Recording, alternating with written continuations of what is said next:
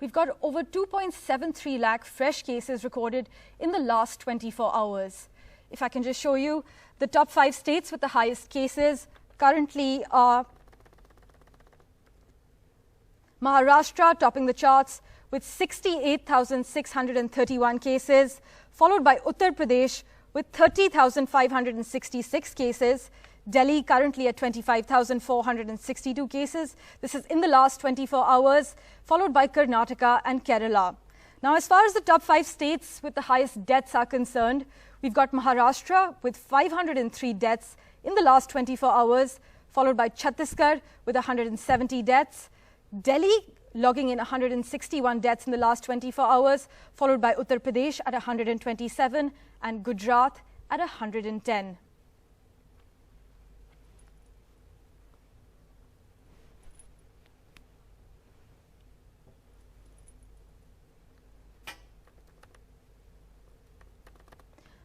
We've also got Dr. Vivek Nangia joining us, who's the Principal Director and Head Respiratory Critical Care Medicine at Max Saket. So, many states are stepping up the COVID combat. The national capital has a deserted look with eerie sounds of ambulances. Now, for the benefit and clarity of our viewers, I'd like to ask, are such curfews or mini lockdowns, as some call it, imposed by the Chief Minister, are they proven to break the chain of transmission, scientifically proven? See, this is an unfortunate and yet a welcome move to lock down the entire city. Unfortunate, I say, because we know that it has a huge impact on the economy of our country, of the state, and also that people's lives are compromised, jobs are compromised. But at the same time, I would say it's a welcome move because we have been actually literally forced the government to do this for us. Had we followed all the restraint measures, had we followed the COVID etiquettes and the COVID behavior, probably we would not have landed up in this situation. It's all related to travel, partying, public gathering, moving out to malls, cinema halls, overcrowding every place, not maintaining social distance, not wearing masks, that we will literally force the government to do it. Now, as far as the effect is concerned, I'm sure it will have some impact, but that impact will not be seen in the next few days. The impact will only come in the next few weeks. When there is a serious lockdown, probably it may just require to be extended also. 10 days may not be sufficient because the cycle of this virus is at least 2 weeks. You know, the incubation period is anything between 2 days to 14 days.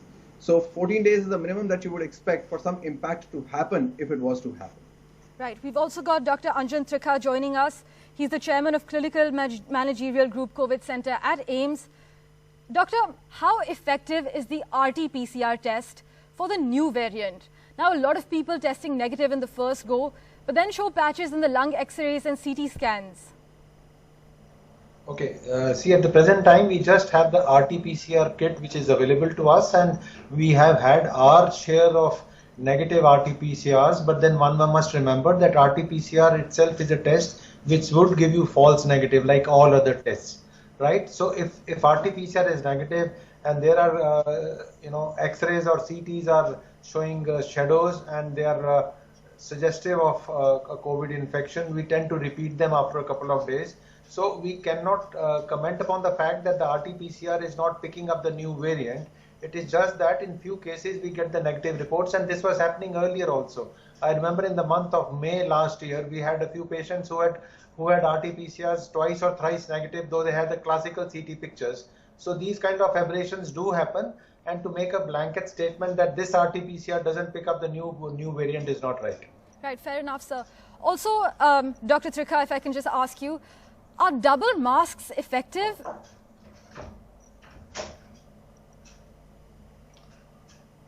I couldn't hear your question, please. Sorry, I'd like to ask you again. Are double masks effective? Can you hear me now? Yeah, now I can hear you. I wanted to ask you, doctor, are double masks effective? A lot of offices are now suggesting that we double mask up in order to cut the transmission, break the transmission chain. But from a medical point of view, are double masks effective? So, okay, we also see a lot of idea actually to use. Yes, Dr. Nangia, please.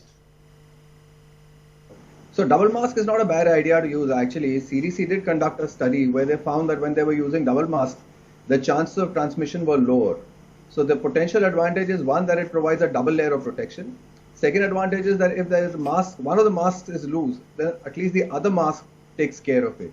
See, what is very important is whether it is single mask or double mask, we must follow the mask etiquettes also. We've come to a stage that there is a recommendation and there's a guideline for everything possible now. So as far as the mask etiquettes are concerned, it is very important that the mask should be snugly fitted. It should be covering the nose, the mouth, extending right up till the chin. One should not be touching the outer surface of the mask ever. If you do have to touch for some reason, then you must sanitize your hands before you do anything else.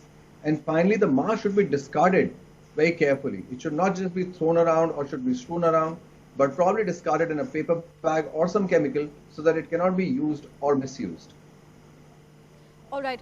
Dr. Trikha, if I can just ask you, as warriors on the front line, have you found alternatives to remdesivir and other essential drugs that are crucial against fighting COVID? See, I must be. Remdesivir has become a wonder word like a ventilator was last year. We must tell all audience that remdesivir is not the wonder drug. It's one of the drugs which was shown to be useful if used early, like so many other things. So there are other options available to us. If remdesivir is not available at a given time, there is no need to panic. Before remdesivir, our patients were going home, and there is a period only where remdesivir is likely to work in some patients, maybe a larger number of patients, and we tend to give it. There is a shortage. Government is coming over it. There is a shortage of remdesivir and TCZ. We all know that. There are other options are not available at the present time because when a new drug has to come, it has to undergo various tests. One of the other drugs, ITZ, was tried and it has been approved by the drug controller. And some people say that it has good results. We ourselves at our place were part of that study. However, I just want to put across there should not be a remdesivir kind of everybody going around in the market looking for remdesivir. We've already got phone numbers. It is available from where. Let us not make it a big issue. If it is available, we'll use it.